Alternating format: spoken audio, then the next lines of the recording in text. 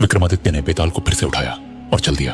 बेताल ने कहा, सुनो राजन, कालांतर में चित्रकूट नगरी का राजा एक दिन शिकार खेलने जंगल में गया। घूमते घूमते वो रास्ता भटक गया और एक पेड़ की छांव में जा बैठा। विश्राम करते समय राजा को एक आरशी कन्या दिखाई दी। उसे देखते ही राजा उस पर मोहित हो गया। तभी वहां अर्शी आ पहुंचा और उसने राजा के आने का प्रयोजन पूछा। राजा ने अर्शी को पूरी बात कह सुनाई। अर्शी ने कहा, बेटा, तुम क्यों जीवों को मारकर पाप करते हो? अर्शी की बात सुनकर राजा बोला, हे ऋषिवर, मैं आपको वचन देता हूं, आज के बाद कभी भी शिकार नहीं खेलूंगा। राजा की परम त्याग भावना देखकर अर्शी बहुत प्रसन्न हुआ और बोला, राजन, मैं तुमसे बहुत प्रसन्न हूं, तुम्हें जो मांगना हो मांग लो। राजा ने ऋषि कन्या मांगी और साधु ने खुश होकर दोनों का विवाह कर दिया। राजा जब उसे अपने साथ लेकर जा रहा था, तभी रास्ते में एक विशाल काय दैत्य ने दोनों का रास्ता रोक लिया।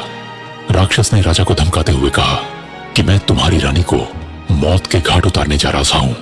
अगर तुम चाहते हो कि यह बच जाए तो 7 दिन के भीतर एक ऐसे लड़के की बलि का प्रबंध करो जो अपनी इच्छा से बलि दे। और उसके माता पिता उसे मारते समय उसके हाथ पैर पकड़े। अपनी पत्नी को खोने के डर से राजा ने उस दैत्य की बात मान ली। वह रानी को लेकर अपने राज्य लौट आया और अपने दीवान को सब हाल कह सुनाया। दीवान ने कहा, महाराज, आप परेशान ना हो, मैं इसका उपाय करता हूं। दीवान ने एक योजना बनाई। उसने 7 बरस के बालक की सोने की मूर्ति बनवाई और उसे कीमती गहने पहनाकर गांव गांव घुमवा। या यह कहलवान अपनी स्वेच्छा से बलिदान देगा और बलिदान के समय उसके माँ बाप उसके हाथ पैर पकड़े गए, उसी को यह मूर्ति और 100 गांव मिलेंगे। यह खबर सुनकर एक बालक राजी हो गया। उसने अपने माँ बाप से कहा, आपको बहुत से पुत्र मिल जाएंगे, मेरे शरीर से राजा की भलाई होगी और आपकी गरीबी मिट जाएगी।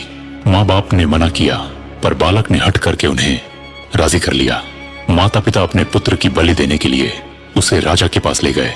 राजा उन सबको लेकर जंगल में राक्षस के पास गया। राक्षस के सामने माता पिता ने बालक के हाथ पैर पकड़े और राजा ने तलवार उठाकर बालक की बलि देनी चाहिए। उसी समय बालक बड़े जोर से हंस पड़ा। इतना कहकर बेताल बोला, हे राजन, बताओ कि वह बालक क्यों हंसा? विक्रमादित्य ने कहा, क्योंकि डर के समय हर आदमी रक्षा के लिए अपने माँ बाप को पुकारता है। माता पिता ना हो तो पीड़ितों की मदद राजा करता है। राजा ना कर सके तो आदमी देवता को याद करता है। पर यहाँ तो कोई भी बालक के साथ न था। माँ बाप हाथ पकड़े हुए थे, राजा तलवार लिए खड़ा था और राक्षस भक्षक हो रहा था।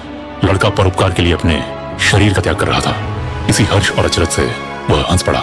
इतना सुनते ही बेताल अंतर्ध्यान हो गया और वापस पेड़ पर जा लटका।